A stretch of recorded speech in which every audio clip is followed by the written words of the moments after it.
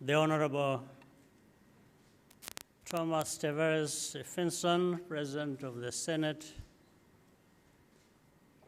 the Honorable Marisa Dorempo Filbert, Speaker of the House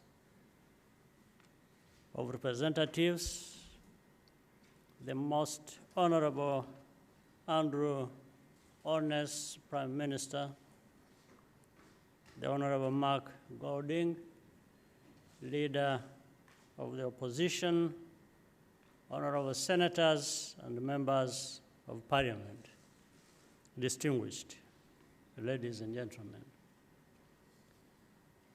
I feel great honor to be standing before you today to address a joint sitting of the Houses of Parliament of Jamaica. I thank the Parliament of Jamaica for this distinction. Yesterday, I paid tribute to Marcus Garvey at National Heroes Park.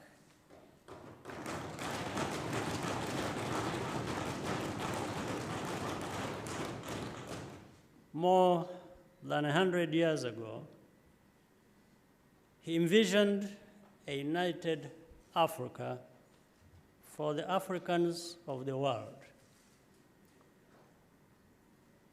It is no accident that the idea of African unity arose from this very island.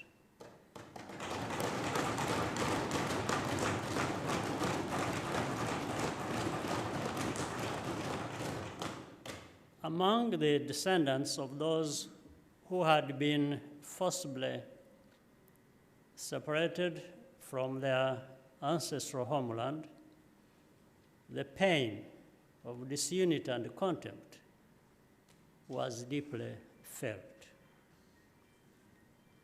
The ideas championed by Garvey and many others on both sides of the Atlantic Ocean reverberated in Africa as well. From the struggle for independence to the subsequent challenges of nation building, the Pan-African ideal has served as a guide for how things should be, even if we do not always live up to it in practice. Celebrating what we share as Africans and the African diaspora helps us to confront the harsh realities of this world we live in. Even now, we are constantly reminded that we have to work together and support one another. Jamaica will celebrate its 60th anniversary of independence on August 6th this year. Rwanda will mark the same milestone just a month earlier on July the 1st.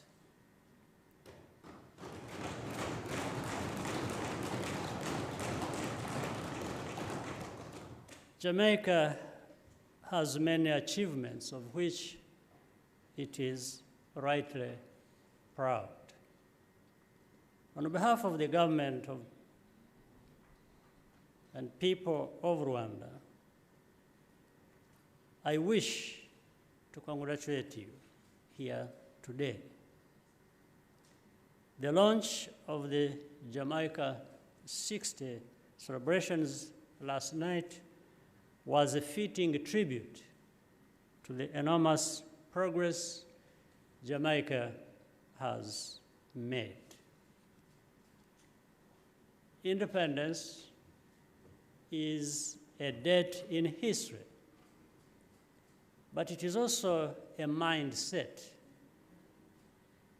The power of an anniversary comes from the opportunity to remind a new generation of the struggles that came before.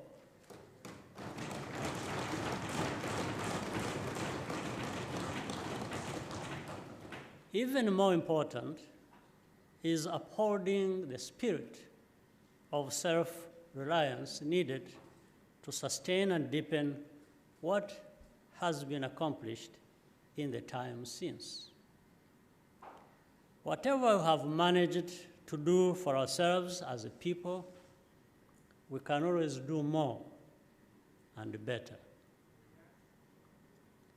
This historical duty is part of what unites us as children of Africa. We are therefore very honored to be here with you at this very moment. I have a simple message to share today. We are not strangers to one another. In our diversity, we share common traits. Our peoples are resilient, creative, and, as our common history shows, also indestructible.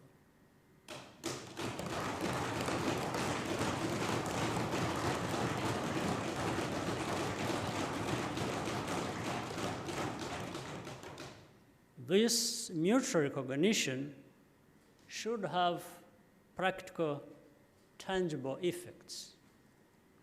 We belong to a number of important multilateral bodies, including the Commonwealth and the Organization of African, Caribbean, and Pacific States. As the newest member of the Commonwealth, Rwanda is proud to host the next Heads of Government meeting in Kigali in June this year. And I can't forget again, as mentioned earlier, to thank Jamaica for supporting Rwanda at the time of meeting.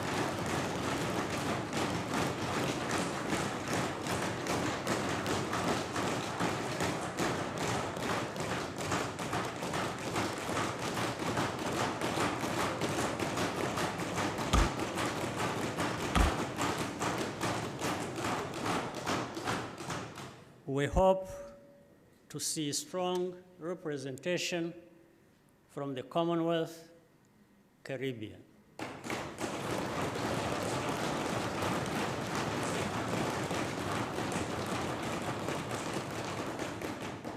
And you will be welcomed home.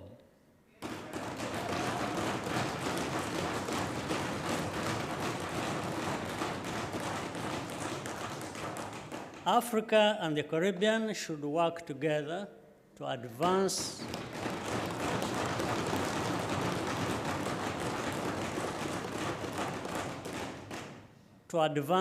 common positions in these bodies where our interests align, as they often do.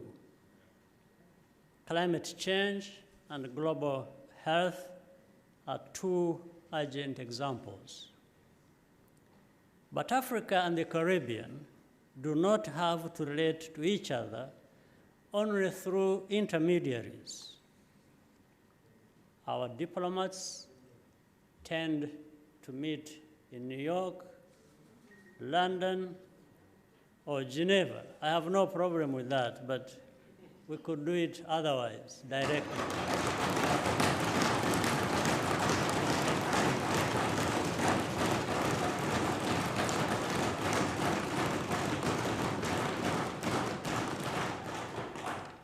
When our young people get to know each other, it is probably at universities, in similar places.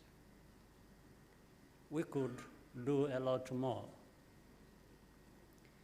It is high time for Africa and the Caribbean to work together in a direct and sustainable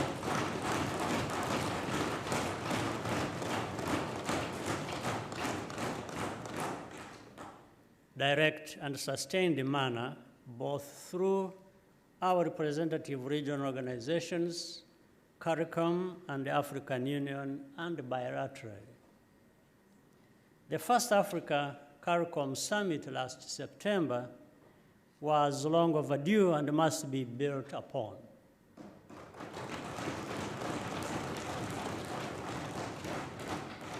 There should also be direct people-to-people exchanges.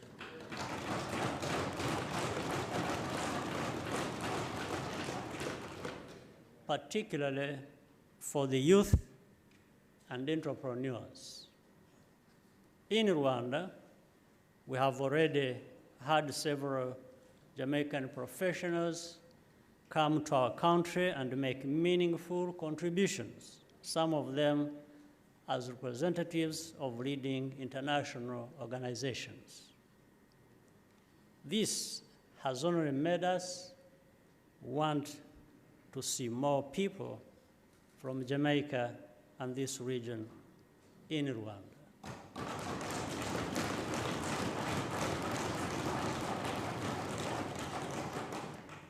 As Rwanda, we are also keen to cooperate with Jamaica much more closely and share experiences in trade and investment, as well as national unity and citizen development.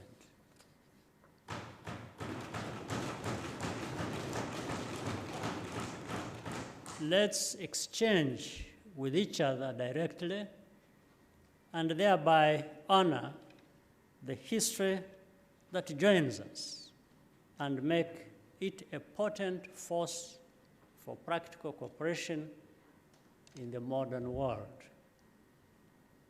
Honorable members, Madam Speaker, I close once again with thanks to you and to the government and the people of Jamaica for the privilege to visit your country and to be received with much warmth and solidarity. I thank you once again, Prime Minister, Right Honorable, for inviting me to come to this beautiful land. Thank you for your kind attention.